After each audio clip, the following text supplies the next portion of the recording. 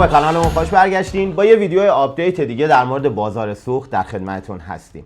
عزیزان، اتفاقات بسیار زیادی افتاده که به یه بحران سوختی منجر میشه و همونطور که همیشه میگیم شرایط بحرانی نسبیه. برای یه نفر خوبه، برای یه نفر بد. برای شمای بروکر حرف نداره شرایط فعلی. بریم یکی یکی بررسی کنیم ببینیم چه اتفاقاتی افتاده.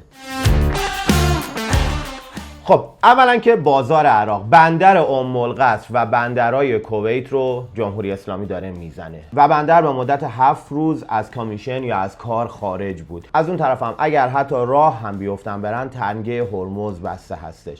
لذا نفت خام تو عراق موجوده، گازوئیل تو عراق موجوده. ما خودمون تو 10 روزی که گذشت اونجا بودیم. همه فروشندن، همه آفرای خوب دارن. فرصت بسیار خوبیه که شما تشریف ببرید بازار اربیل و بازار سلیمانیه، اونجا با این افراد صحبت کنید. و میدونید دیگه مشکل اصلی بازار افغانستان و عراق اینه که اون میگه آقا زیر دوش به من پول بده، بعد من جنسو میفرستم. این یکی هم میگه آقا جنس اومد نرم استانداردو پاس کرد، از اونجا به بعد من به شما پول میدم. این 7-8 روز بینش و اینکه کی ریسک بار رو قبول کنه همیشه مشکل هستش. الان شرایط خوبی فراهم شده که شما میتونید با ماموساها، صرافی‌های بزرگ اربیل و سلیمانیه اونجا صحبت کنید و یک نفر از اونها به عنوان حکم بین شما قرار بگیره. راهش چیه؟ یه نفر حکم اونجا وجود داره، یه صرافی رو تو هرات میشناسه. هراتی‌ها دیگه تضمین و در واقع تضمین سپاری قبول نمی‌کنن به دلیل شرایط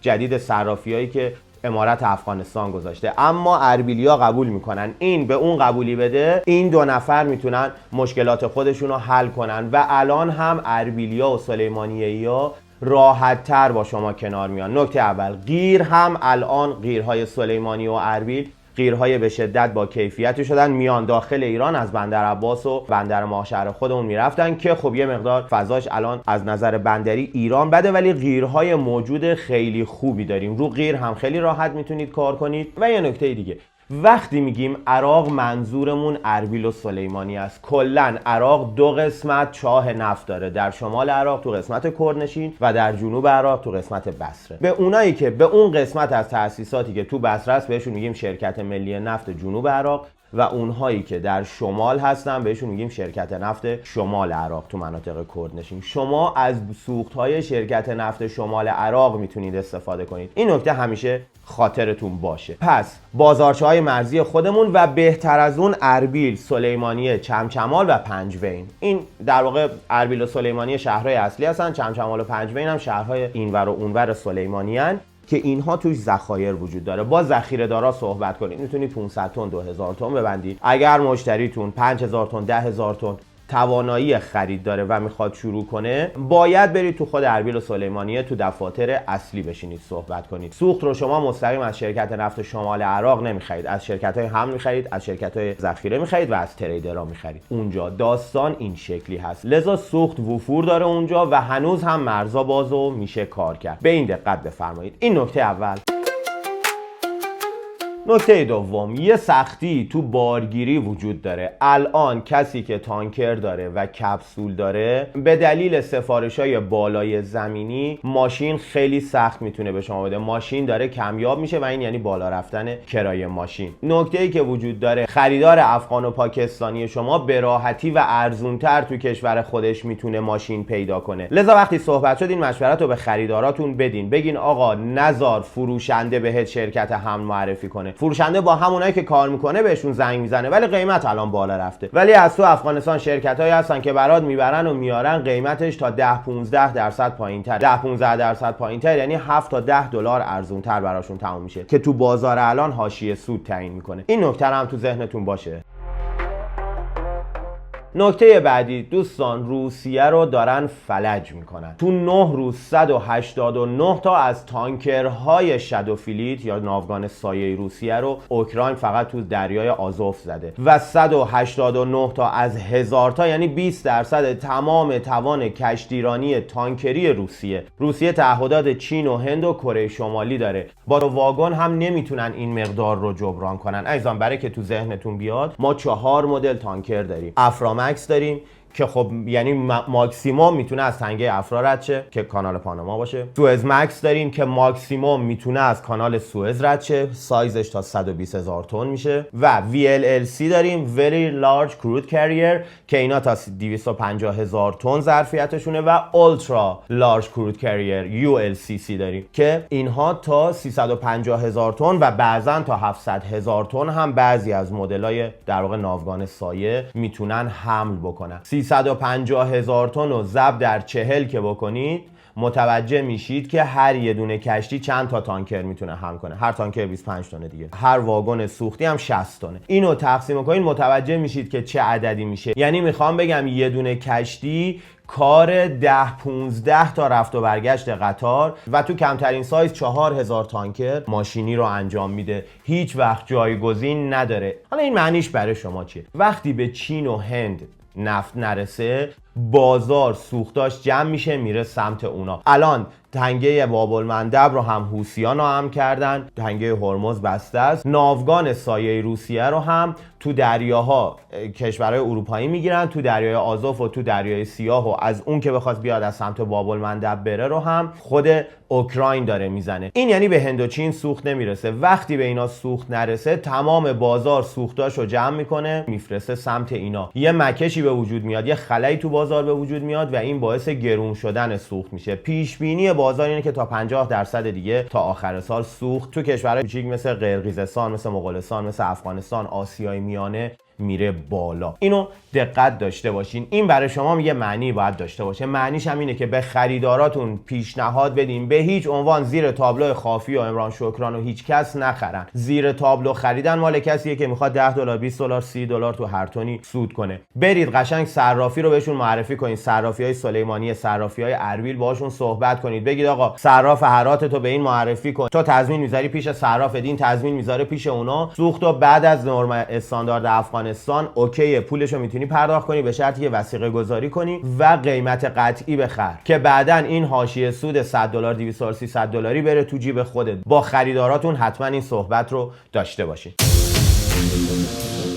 امروز 26 جولای، دیروز نه پریروز یعنی 24م، پوتین با رئیس جمهور قزاقستان دیدار داشتن که این دو نفر از نظر تجاری چفت به چفت هم را میان. تمام سوخت روسیه رو قزاقستان براشون سوختشویی میکنه و سفیدشویی میکنه، به اسم سوخت قزاق داره میفروشه. الان تو بازار هم هست میبینینش. برداشته مستقیم گفته به پوتین جنگ تو پایان بده. این کانفرانتیشن ها، این برخوردهای این سبکی یه تنشایی رو به وجود میاره. دیکتاتور ذاتش اینه که یه چیزی باب دلش نیست میره میاد بهت ضربه میزنه، زخمیت میکنه. بین روسیه و قزاقستان پیش بینی میشه که چالش های زیادی به وجود بیاد. معنی این برای شما چیه؟ سوخت قزاقی موجوده، سوخت قزاقی به قیمت موجوده و راحت تر میتونید بخرید. دوستان تو ویدیوهای قبلی خدمتتون عرض کردم نمایشگاه نفت قزاقستان رو حتما تو برنامه‌تون بذارید.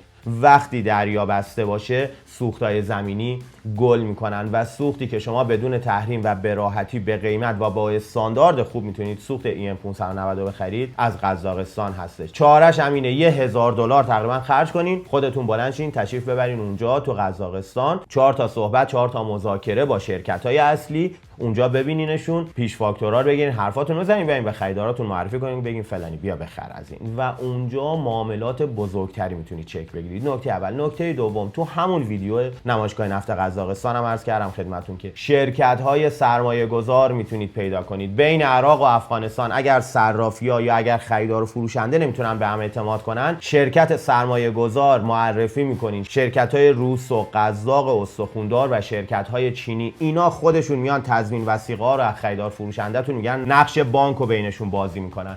و از وقتی هم که روسیه تحریم شده، سیستم بانکداری بین‌المللیش مختل شده، این شرکت‌ها خیلی گل کردن، اومدن وجود دارن و حالا هم خواهند بود. همین نزولخورای خودمونن، منتها شرکتیه و قاعده‌مند و میتونن کار شما رو فایننس کنن یا سرمایه گذاری کنن. خریدار دارین، فروشنده هم دارین، این دوتا هیچ جوره بحثاشون با هم جمع نمیشه. به هر دلیلی به مشکل میخورین. یک نفر باید این ریسک وسط رو بپذیره. از وقتی که بار از سمت فروشنده حرکت میکنه میاد به سمت خریدار میرسه، اینا ریسک داره دیگه. بار مال هر کی باشه تو جاده ریسکش با همونه. این ریسک رو کی میخره؟ اون شرکت سرمایه گذاره. شرکت سرمایه گذاره رو چطور پیدا میکنید؟ نمایشگاه نفت قزاقستان. دوستان خیلی براتون حیاتی میشه. اگر بخواید تو آینده بازار بروکری حضور داشته باشید و زنده بمونید، نمایشگاه نفت قزاقستان رو شرکت بفرمایید.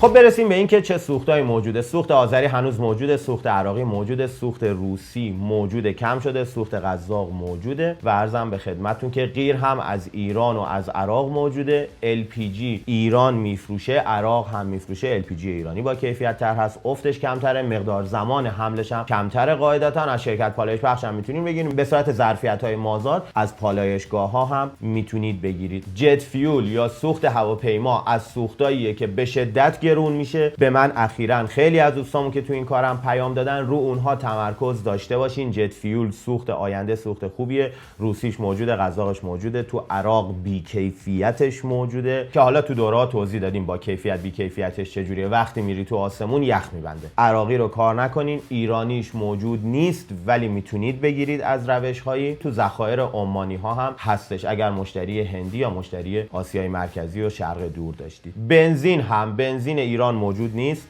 بنزین عراقی نداریم، بنزین روسی موجوده و میتونید از اون بگیرید. A92 بهش میگن. ولی اگر رو بنزین فعلا کار نکنید، بهتره تمرکزتون رو بذارید رو گازوئیل. به خاطر چی؟ به خاطر اینکه هنوز تو بازار وجود داره و وفورش زیاده. بقیه سوختا وقتی نفت خام کم بشه به شدت خیلی بیشتری کم میشن. تمرکزتون رو بذارین که 3 ماه بعد نیست نشه بخوای دوباره بدوید دنبال سوخت جدید، خریدار جدید، مشتری جدید، جایگزین جدید. کاراتون رو روال کرده باشید و یه مدت زمانی باهاش جلو رفته باشید، چون بازار آینده خیلی بازار پرتلاطمی میشه. بازار پرتلاطم بازار بدی نیست. به عنوان یه بروکر شما کلی فرصت جدید دارین. به علاوه اینکه اون شرکت سرمایه گذاری رو شما معرفی کنید، به قرارداد هستین، بکشن خودشون رو نمیتونن کمیسیونتون رو بگیرن. اگر این مشاورایی که گفتم به خریدار فروشندتون بدین، بکشن خودشون رو، به شما احتیاج دارن. ترجیح میدن $1 $2 $3 $5 کمیسیون شما رو بدن ولی شما کنار دستشون باشین، چون با اطلاعاتین، چون کار بلدین، چون کار راه میندازین. اینه که بازار بدی نیست، پرتلاطم هست ولی برای شما بهترین مدل بازاره.